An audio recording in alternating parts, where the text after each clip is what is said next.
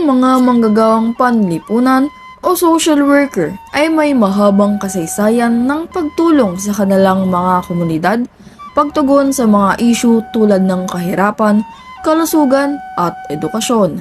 Ang kanilang trabaho, bagamat marangal, ay kulang sa propesyonal na kasanayan at kadalasang itinuturing na kawanggawa lamang, na kadalasang kaugnay sa mga kababaihan.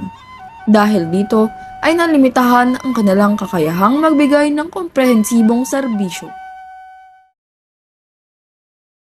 Sa kasalukuyan, sila ay may mahalagang papel sa lipunan sa pamamagitan ng pagbibigay ng suporta, advokasya at mga interbensyon sa mga individual, pamilya at komunidad upang mapabuti ang kagalingan at labanan ang mga isyu sa lipunan.